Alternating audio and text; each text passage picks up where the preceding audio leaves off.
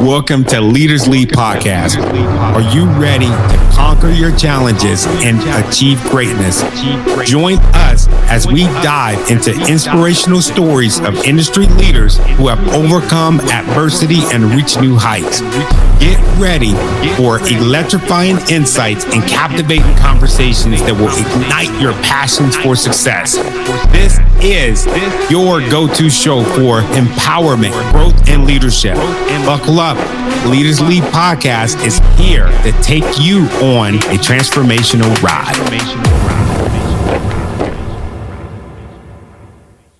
Hey. This is Tony Taylor. Welcome to Leaders Lead the Podcast. I am super excited. Today we have Professor Rebecca Chamberlain. I am so inspired by Rebecca. She is my teacher, my mentor, and she is actually the first professor that we've had on the show. From the very first moment, as I sat down in class, I noticed that there was something different about this teacher. And every week, the weeks that I come, I'm here pretty often, but I have missed a couple classes, but every week I go home and I tell my wife, I tell my kids, you would not believe what I learned in class today. And we have a family in our household right now, 4 out of 4, we're all students. And I am the envy of every student in our house because I actually have something good to say about my professor. Was that a good intro? Thank you. That was great. Thank you so much. No, I ask because my teacher is a storyteller. What's your story? Oh my gosh. Well, part of what draws me into teaching is that idea of curiosity. And I'm always interested in who are you? Where do you come from? What do you want to do? How can I help? And finding students, helping them figure out what do I want to do? How do I do it? And what difference can I make? And so that's the foundation of all of our teaching and all of our work and figuring out how to launch our lives and integrate our academic curiosity and the discipline into the work that we want to do. And the big part of that is just really zoning in on what is our work and how do we find it and how we discern in this world of all kinds of opportunities and things that people want us to do. What is that work that is mine and how can I go after that? And what is not only my story and my place in it, but what is our story together? What are we coming together to do, to create? And what's the most important thing that we can do now? Wow. And maybe I got into this because I come from a family and a community of service and social justice. My father, Norman Chamberlain, was the CEO of Pioneer Human Services. And his motto was life is love and love is service. And he always asked me and other people, what do you want to do and how can I help you? So I grew up in this dynamic home and community where we knew that we were there to make change and to support people in making positive changes in their lives. My dad's motto was a chance for change.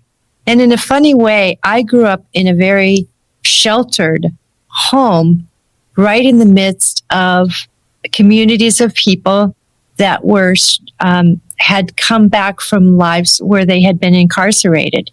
And it felt like we were coming together with these very strong communities of healing and wholesome service and transformative justice. And how do we weave together these different worlds? And how do we bring together all of our stories? So I remember sitting around the table and hearing people's stories about life-changing opportunities and how people were protecting each other in getting their feet back on the ground and moving out into the world. And so that's a foundation really of my social justice model. Wow. So you mean to tell me that the foundation, that's interesting because what I saw when I was growing up was the work that you do. I'm from the Midwest, so the work that you do, 9 times out of 10, everybody aimed to go work at a steel mill. And I was told, oh, if you're lucky, you can get a shot at working at the steel mill.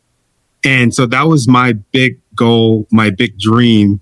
And that's interesting that yours is different. And that's because you were raised different. You were raised to serve. That says a lot. I know exactly what direction we're going at. Oh, yeah. I guess I could say that I come from, on both sides of my family, teachers and farmers, teachers, preachers, and farmers.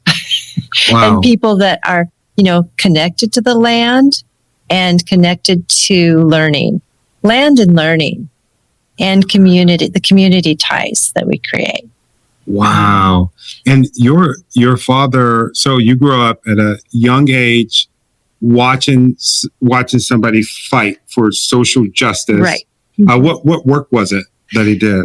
Well, Pioneer Human Services is a transitional program, and it's one of the largest social services in the state of Washington. And it's one of the largest social service agencies in the nation. But it's an organization where people that have been incarcerated support each other and network and get job training and move back into the community and become grounded and reestablish their lives. So it has a tremendous history and a tremendous legacy. Wow. And I'm really proud of that social justice work and that social justice model. But it's only part of what I come into the world to do, because my dad was about empowering people through story and oratory and human potential, and really thinking about how our communities through all of society, how are we giving back? And if we're giving back, how does that serve the whole? That was really his big mission, and giving everybody a chance for change. And if you deny opportunity to anyone, you're denying opportunity to all of us. I called up this salmon model. We're all in this river together, and we're all fertilizing and supporting each other's work and lives. But then my work was really in literature and language and the arts. And so I'm interested in myth and language and meaning and the relationship between the human imagination and the natural world. So my own work wasn't necessarily based in moving into I was never, thinking about, how am I going to get a job? And those job training and skills. I was always interested in learning and language and myth and meaning, and how do we invoke our imaginations, and how do we inspire ourselves, and how do we work with the land and elders and leaders and indigenous communities, and who are the great poets and speakers and visionaries and artists who help us see into the future. I think my dad's work was service and hands-on and building and managing lives and giving powerful speeches and oratory to make change. But mine was kind of the subtle story, the quiet voice, the listening to the natural world, the pilgrimage out into the natural world, working with elders in indigenous language and mythic stories that help us open ourselves to the mysteries of our inner meaning and our imagination. Then how do we bring that back into the world to support and inspire our lives?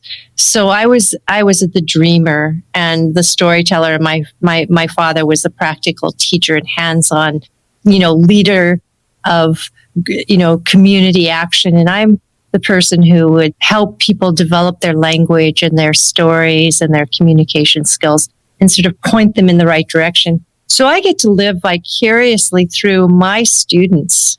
They come into programs and they practice their language, and they figure out their leadership style and skills. And then I get to watch them take seed ideas that they are passionate about, and realize, wow, that's my work. And I get to give them a nudge here and there, and they support each other. And we then, as communities, work to go out and make those dreams a reality and follow those passions or those seeds ideas into the world. And it's really exciting, because the successes that people come back to, I can't claim any of that, but I get to live vicariously through my student success. Yeah. So my students are the makers and the shapers. That must make you feel really proud in having students come back, tell their stories and say, hey, I started this company that's now worth, and I'm just throwing the number out there. I think I might have heard it in one of the speakers that we had. Yeah. Our company's worth, we're going to make 55 million next year. I heard somebody say that. Like, how does that make you feel? Well, and knowing that they're doing good work. They are doing such great work, and knowing the journey of where they began and how they started and the obstacles that they faced to get there. And then how, by following serendipity and continually checking in, what am I doing? How did I do it? And what difference does it make? What am I doing? What do I want to do? And how did I do it? And what difference did it make? And that really comes, that mantra, really refocusing and pushing one's skills out in the world, really comes from the foundation here of our Indigenous Studies faculty. Mary Ellen Hilaire and her sister Pauline Hilaire from the Lummi tribe would ask their students this question, what do you want to do? How are you doing it? And what difference does it make? And they would also ask, Mary Ellen Hilaire used to tell students, do what you love and the work will follow. What's your passion? Do that and then the work will follow. So we have, 50 years here at Evergreen and such an unusual community because based in a very progressive academic lineage and a very strong Indigenous studies model. And I feel really proud and honored to be part of such a dynamic learning community that from the very beginning integrated these different streams. And I'm also thinking of Joy Hardiman, who worked up at the Tacoma campus and just brings in a really strong academic, creative, and social justice model also around storytelling and finding one's passion and work in the world.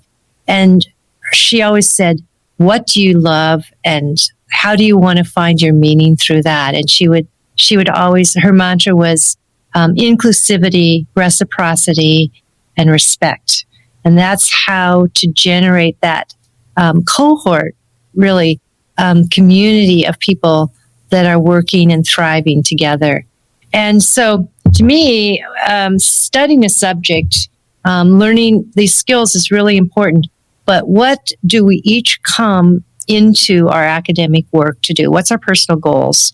What's our personal expectations and ambition? And then how do we mesh that with this particular community? And what's that group doing? So rather than being competitive, how are we collaborative and moving our work and our ideas forward? Well, there's a certain amount of friendly competition in that. But really, how are we synergizing and moving our ideas and work forward?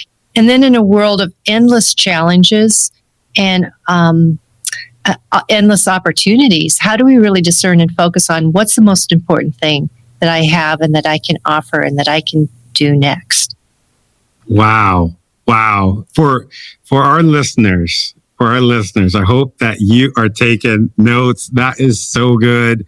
And the reason why it's good, because I've seen the emails, the text messages, the DMs that you all leave me. And a lot of you are wondering, what do you do now? Either you were at the point where I was at to where I was working as a vice president, 6-figure salary, friggin' nice foreign car. You would think that I was happy in the work that I was doing. I wasn't happy at all. I was miserable. I didn't have joy in my life because I wasn't actually doing the work that was going to serve other people. And so what I'm kind of getting from this, and correct me if I'm wrong, the work that we do is meaningless if we're not serving other people. That's what I got from what I'm getting. Is that a good? Well, again, I'm going to go back to my dad's motto, life is love and love is service.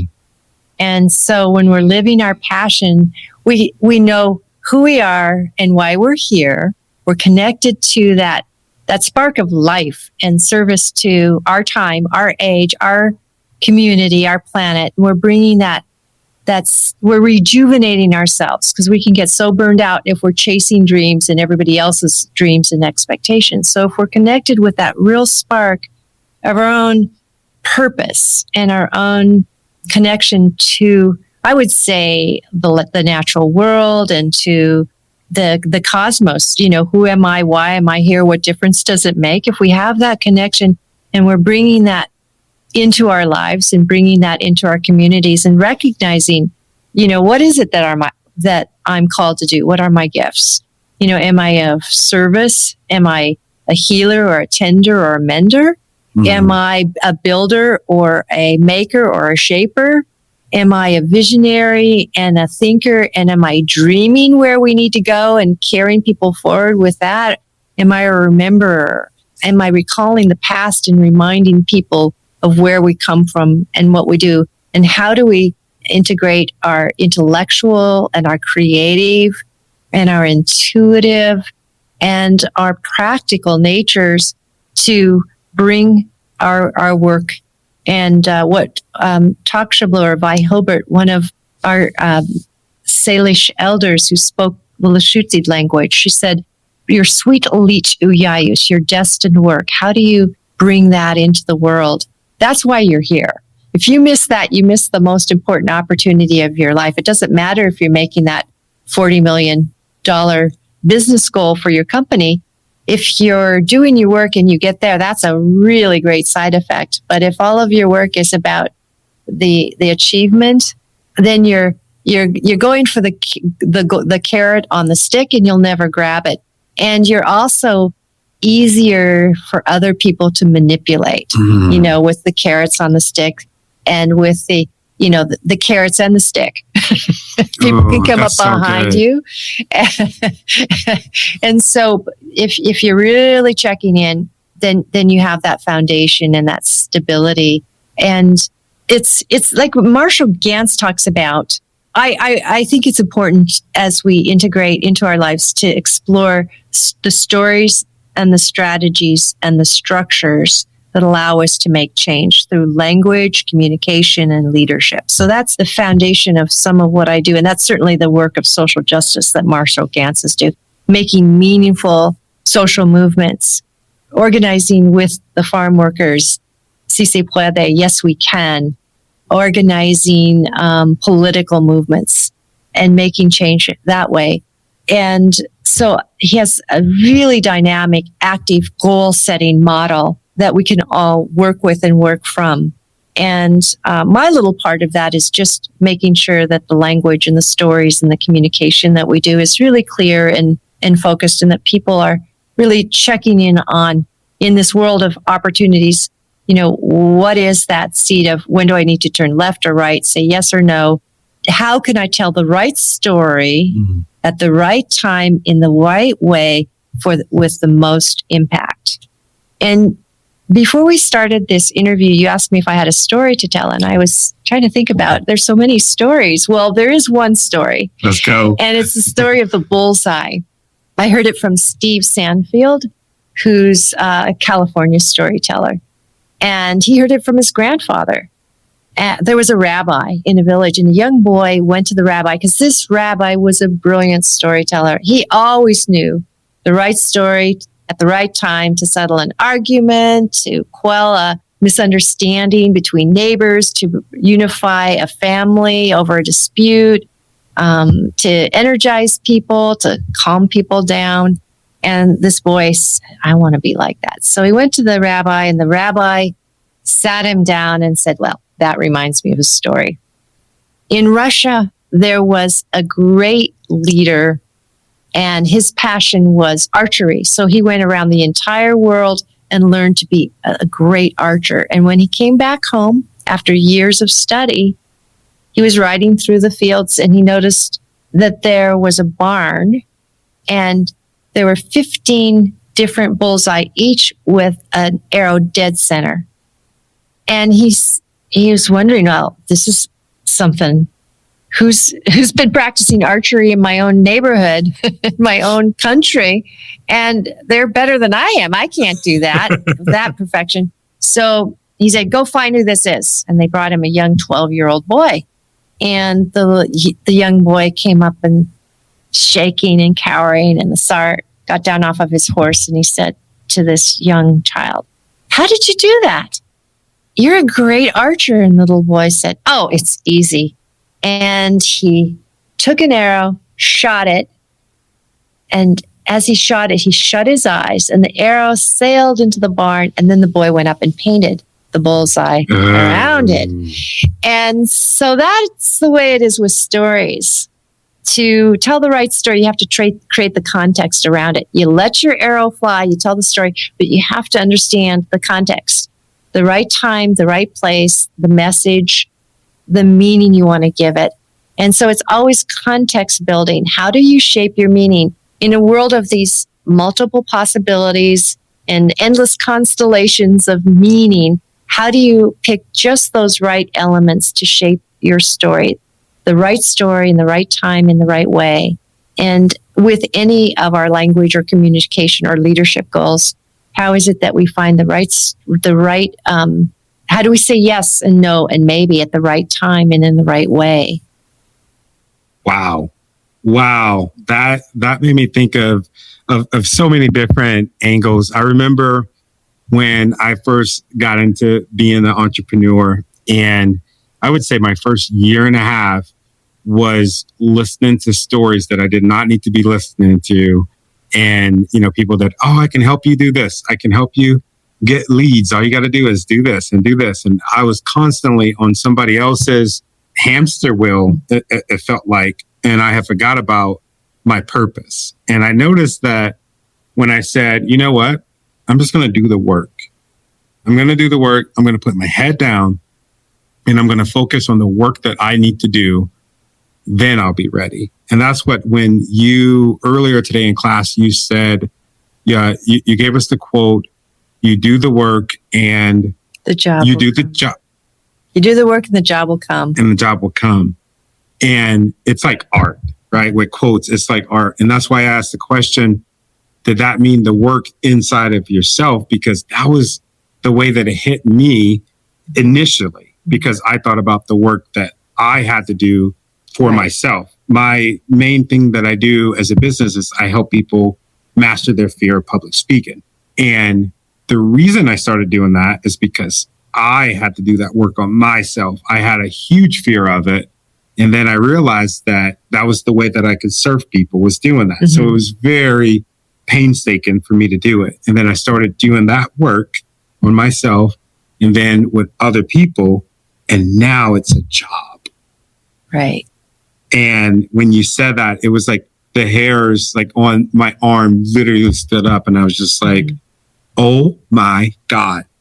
That's kind of going to be the theme today for the show, because I see a lot of people looking at the job first, and then they wait until later on in their life and they're like, okay, what is my work? Right. It's really interesting. A lot of people, like you said, waiting till the end and then saying, "Oh, now I can go out and do what I love and get meaning because I'm helping other people or serving other people." What if we were able to create a world, like Sharif Abdullah says, create a world that works for all, finding ways to be caretakers and menders and begin to shape meaningful communities where we are really helping people identify that work and service ethic. So if we are finding meaning in our work and we're feeling gratified and as if we're being valued for making those contributions, that's great. And how can we support people in doing their work and doing what they love and making their contributions of service and making sure that they're not exploited and make sure that they are, reciprocated for their work, that exchange is important.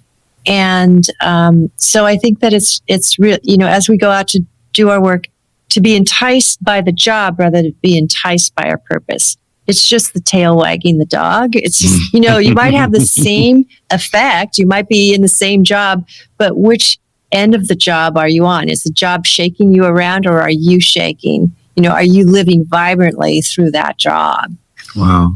what if I'm one of the listeners and they say, well, I just want to get rich. That's all I care about. So does everybody. Yeah. Doesn't everybody just, don't we all just wish that we were secure enough that all of our needs were taken care of so we didn't have to worry? What is that getting rich? What is that saying to you? What is the need behind I just want to get rich? What are you trying to feed? What's behind that need? I hear happiness is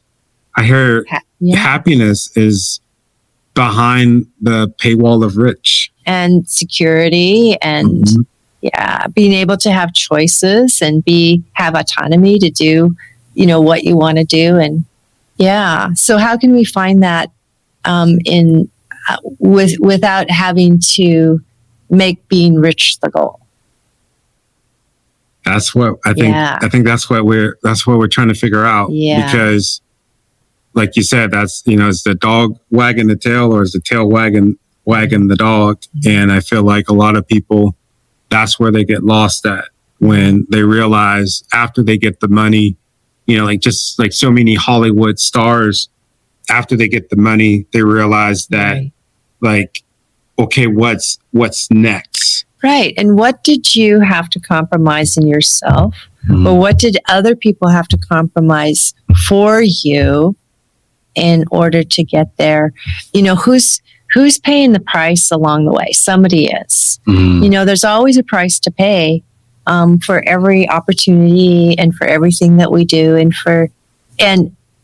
So who are our, how are we being allies to others, and how are others being allies to help us do this work? So in a world where we're always trying to get the deal, or the cheapest deal, or the best product for how are we making sure that the person who's offering those services and the person who's receiving the services, or, there's a reciprocity instead of,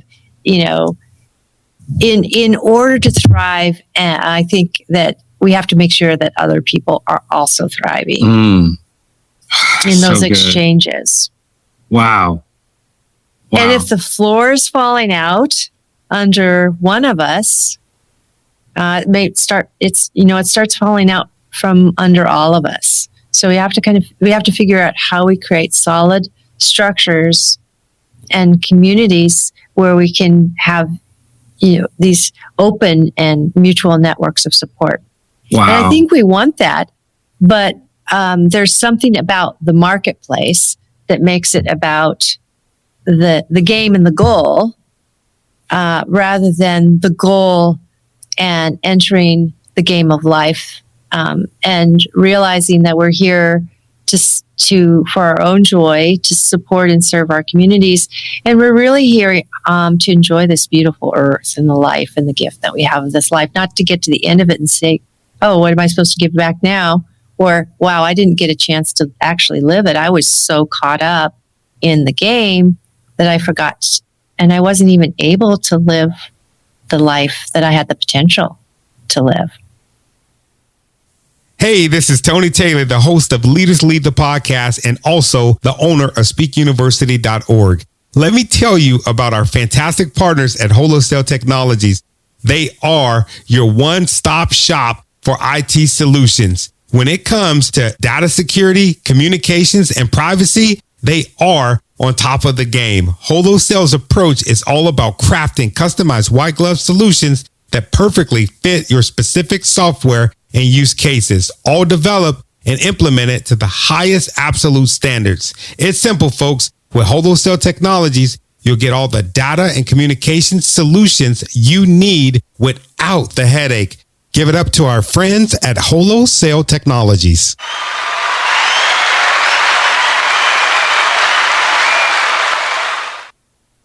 Wow.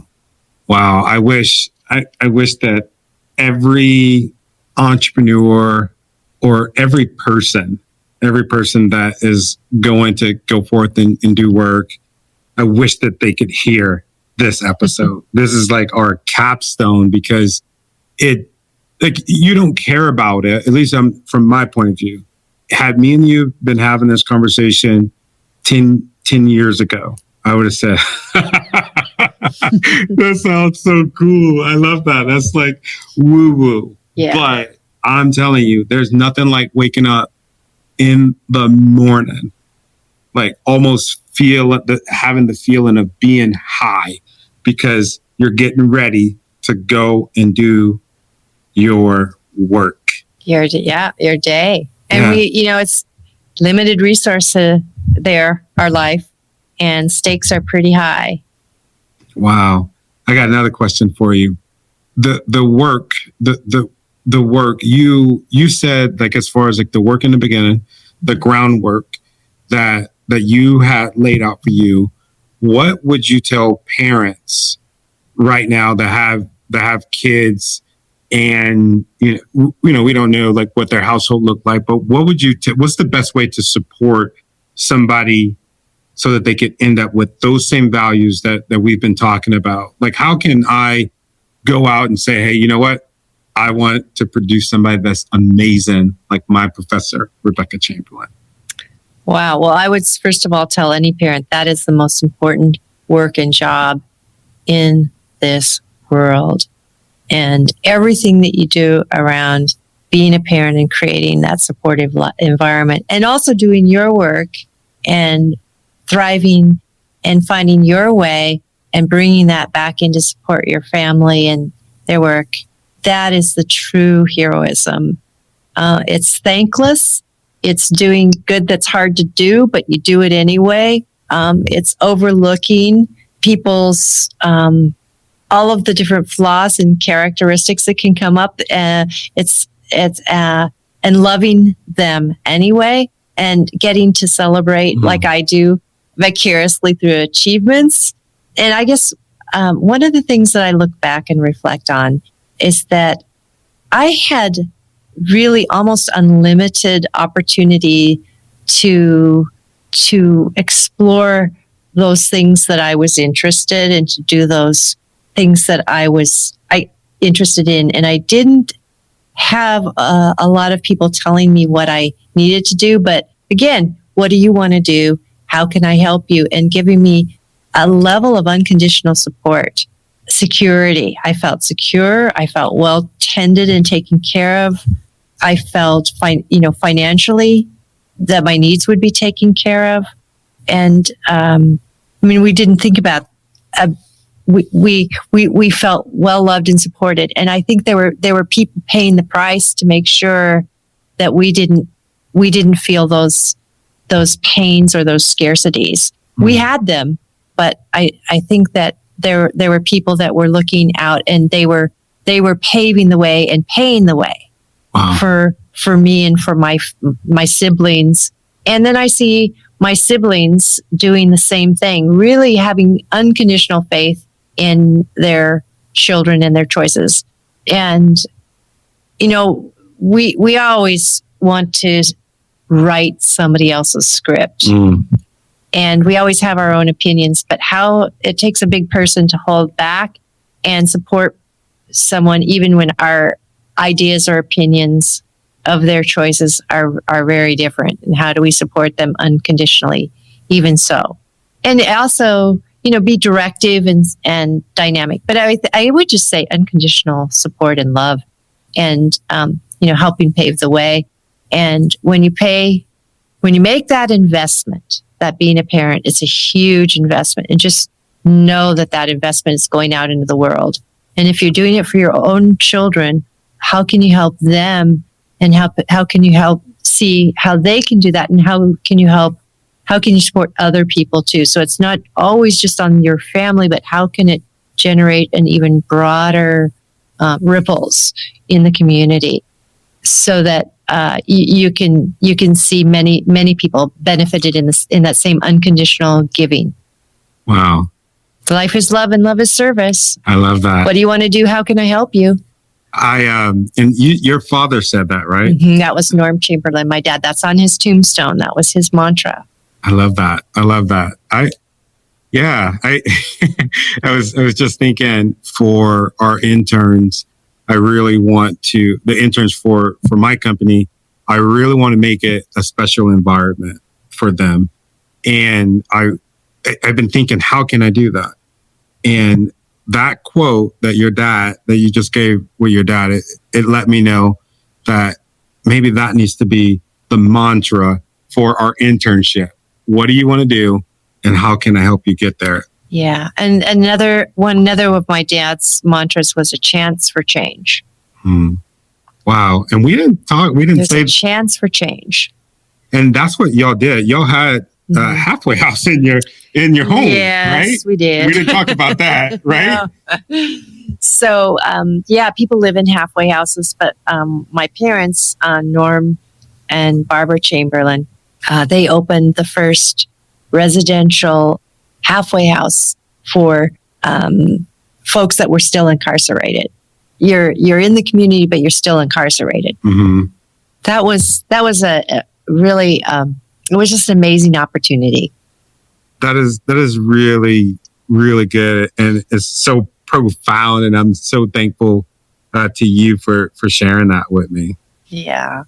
So I feel so honored and so loved by both sides of my family, and also the elders that I worked with. I started working with Vi Hilbert, who was the teacher of the Lushootseed language back in the 70s. And she was just a magnificent leader and beacon of Indigenous narrative and story, just reminding us that there are coming generations that will want and need this language. So let's not lose this. And there's generations of great and gracious elders and aunties and mothers and mentors and leaders in all of our lives and in all of our communities. And those are the ones that are the makers and the shapers. And I'm so grateful to those healers, the menders. Wow. You've been mentored by some good people. How important is mentorship for you? Oh my gosh. Mentorship is everything. I would say mentorship is everything, and leadership is just kind of a secondary outcome of mentorship. And that's really turning everything on its head. I might not ever say that again, but the mentorship means everything to young people and to the community. That's the true parenting, and that's the true leadership. If you can recognize who your mentors are and pass on their gifts to other people, that's true success. Wow. I would be nothing without the many people who gave of themselves and mentored and made opportunities available. That's amazing. That is amazing. I got one more question for you. Actually, it's a 2-part question. Legacy. I think about legacy a lot, and I often wonder from people, like just randomly, I wonder what they want their legacy to be. And so I was going to ask you if you could be sitting kind of like after your demise, you're sitting at your service, and they had to get it right as far as like what your legacy was or what you wanted it to be. What would you want that legacy to be? I would like to think that I did the right thing, in the right time, in the right way to support and serve the people around me. But this is the weirdest thought, but I would like to think that I didn't even have to be seen or have to be heard, that legacy was there doing its work and supporting people and supporting others, whether they knew it or not. And that whether or not those mentors and those teachers, whether or not their voices are heard or their names are named, they were there. They did their work, whether or not we remember their work or their names, or whether or not they give credit. Who are the 15 people sitting in the shadows that aren't named, that were the mentors and the aunties are passed on? There's great achievements, and then there's the silent ones who do it anyway. They don't have to be seen, they don't have to be heard, but the work got done anyway. And they passed it on into the future, and they enriched the world and they enriched the pool. So whether or not, it spreads visible ripples or whether or not it's silent, I think it's important. We shouldn't underestimate anyone's effort. Wow, that's powerful. Whew. My eyes are getting watery. That's some good stuff. Oh man. So, like I said, our listeners, a lot of people, they write in and they let us know that they're going through some hard times. We're going through some really, really, really horrific times in a bunch of different groups of people. Is there any parting words that you can give those folks that are listening into this? We got people, Russia, Romania, Pakistan, people all over the world. They're writing in different languages and they're saying, I'm struggling. Is there any words that you can give them as far as encouragement and inspiration to keep them going? So tonight we told the Duwamish story of Northwind and Stormwind. There is no amount of pain and sorrow and injustice in the world. And this grandmother of Stormwind watched her people destroyed, and she collected all of her tears in a basket. And the grandmother, eventually met her grandson, Stormwind, who recognized that he wasn't a cold, destroying, destructive wind. He was a warm, healing wind too. She did not waste a single tear. She did not waste a single moment. She collected all of her grief and all of her sorrow. And when she met with her grandson, she engendered his warmth and helped him bring the world back to life from the cold wind, the north wind people who were freezing and destroying everything. And so no matter how much sorrow we witness, how much sorrow we've inherited, how much sorrow we see in the future on a horizon, if we can just collect all of that, not waste any of it, and realize that we hold a transformative power through our imagination of healing and love, through gratitude, and through recognizing how we can come together with the next generation. So elders and youths working together, elders holding the memories and empowering the youth to make change. And so it's not on any one of us. And sometimes we have to hold our tears until the right ones can come along and support and help us. But eventually we can make the change if we work together and if we each do our part. If we work from our strength and our power, and if we empower each other, and if we use our tears and our sorrow, our loneliness, and our ability to witness that is as strong a power as the ones who are able to generate the power and the warmth to take on the battles and to activate the change in the world, and to do that transformative work in the active way. So maybe the silent partners and the active partners in this world come together, the elders and the youth, the grandmothers and the grandsons, the healers and the helpers. And then I think we can make that change. Wow. That's amazing. I think we said it all. Well, we're starting to we're starting to find our way to say at least part of the story, and then we each carry that seed forward into the next round. Wow. Thank you. This has been such a fun time. Yes, I have no idea what we would do. No, this is amazing. I knew that the word would come. Mm-hmm. I knew it. That's why I didn't have an agenda. I was just again, I'm really inspired by you. And I've been inspired by you, the dedication and the focus and the clarity that you bring and the support that you've brought to each of your classmates. I've seen you, step in and step up and draw people out. And it's been just a delight to see your mentorship here in the class and the community. And I'm so grateful to you and your work. And thank you so much for bringing this opportunity to other people, this transformative leadership model. It's really powerful. Thank you. Great work. Thank you so much. And we are done. Thank you for allowing me to travel with you on your journey. I want to say thank you for the things that you're doing, the things that you've done, and the things that you're gonna do, because I know that you're gonna do something truly amazing. Remember, I'm here to stand by you as you chase your dreams, lead with greatness, and continue to make a difference. Don't forget to subscribe to the podcast so that you can be notified every time we drop a new episode. I'll see you next time on Leaders Lead the Podcast. Peace.